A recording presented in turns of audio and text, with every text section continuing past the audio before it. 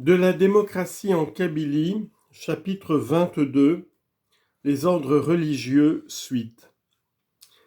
Les initiés, comme on le pense bien, n'observant pas toutes ces pratiques avec la même rigueur, la plupart forcés de pourvoir à leur subsistance et aux besoins de leur famille, ne peuvent ni renoncer au monde, ni vivre dans la retraite, ni imposer à leur corps des mortifications qui épuiseraient leurs forces. Mais aucun ne s'abstient volontairement des exercices qui lui sont possibles, du dhikr et de la célébration en commun dans les assemblées appelées hadra, des rites et cérémonies de l'ordre. Le dhikr consiste à répéter chaque jour un nombre de fois déterminé, 100, 200, jusqu'à 3000 fois, certaines formules ou invocations telles que celles-ci qui peuvent être données pour exemple. Il n'y a de Dieu que Dieu. Dieu pardonne. Ô Dieu le vivant, le fort, l'aimable, le juste, le clément, le miséricordieux. Ô Dieu, la faveur divine et le salut soient sur notre Seigneur et Maître Mohammed, sa famille et ses compagnons. Gloire à Dieu dans les cieux et sur la terre. Ô croyants, tout ce que vous pouvez faire de bien, vous le retrouverez au centuple auprès de Dieu, car il est juste, le clément, le miséricordieux. Ô Dieu, la faveur divine soit sur notre Seigneur Mohammed, qui a ouvert ce qui était fermé, qui a mis le sceau, S-C-E-A-U, à ce qui précédait, et qui a fait triompher la vertu par le droit.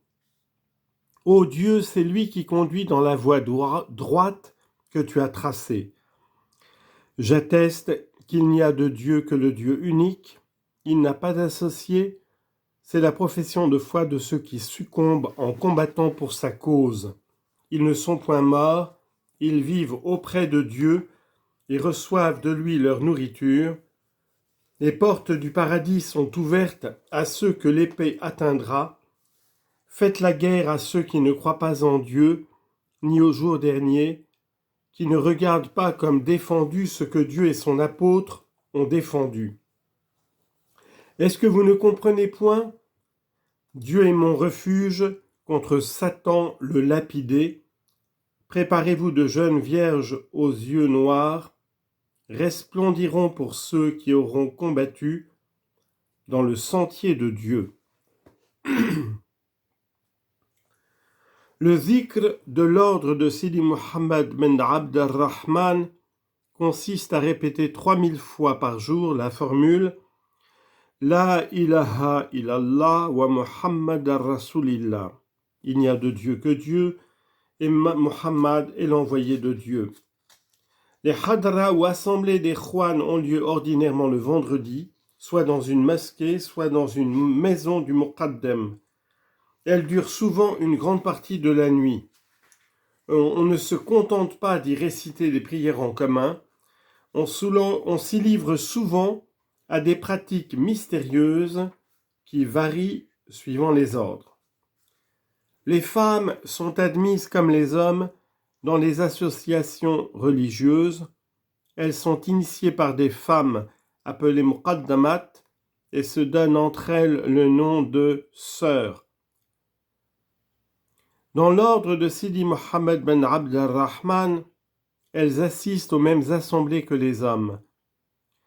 Ce mélange des deux sexes donne lieu à des scènes de débauche qui nous ont été signalées plusieurs fois en Kabylie et jettent une certaine défaveur sur l'association.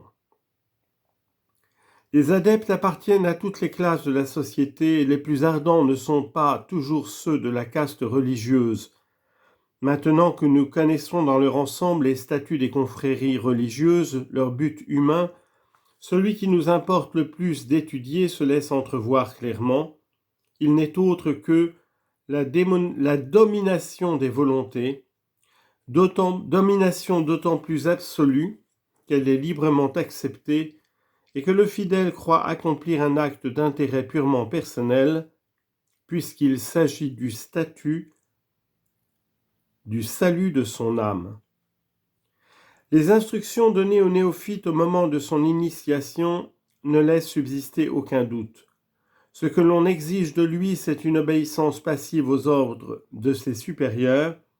Il doit leur rendre compte de ses actions, de ses paroles, de ses pensées les plus intimes, exécuter sans interroger sa conscience, leur volonté comme un arrêt de Dieu lui-même, être en un mot entre leurs mains, suivant l'expression si énergique du texte que nous avons cité, comme un cadavre entre les mains du laveur des morts, qui le tourne et le retourne à son gré. Les pratiques sont parfaitement adaptées au but. La répétition incessante et pour ainsi dire mécanique des mêmes actes, imposée à des esprits simples et grossièrement ignorants, agit puissamment sur l'organe cérébral, exalte l'imagination et l'habitue à s'absorber dans un idéal devant lequel la réalité s'efface et disparaît. Peu à peu, la faculté de vouloir et de réfléchir s'éteint, l'intelligence s'atrophie, et l'adepte devient réellement l'instrument docile et aveugle des maîtres qui se sont réservé le droit de penser pour lui.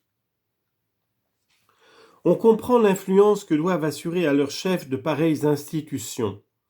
Celui qui dirige à son gré les âmes est bien près de disposer des corps, et dans un pays comme l'Algérie, où l'idéal religieux et l'idéal politique se confondent, il serait puéril de voir aujourd'hui dans les confréries religieuses autre chose que des sociétés secrètes politiques. Leurs membres constituent des milices ardentes, toujours prêtes à se jeter tête baissée dans la voie indiquée par des hommes auxquels elles sont habituées à obéir sans discussion. Les événements l'ont déjà prouvé plus d'une fois. L'insurrection de 1856 en Kabylie a été l'œuvre exclusive du khalifat de l'ordre de Sidi Mohammed ben Abd al-Rahman, et il ne s'est peut-être pas produit en Algérie un seul soulèvement dans lequel les chouans des divers ordres n'aient joué un rôle actif.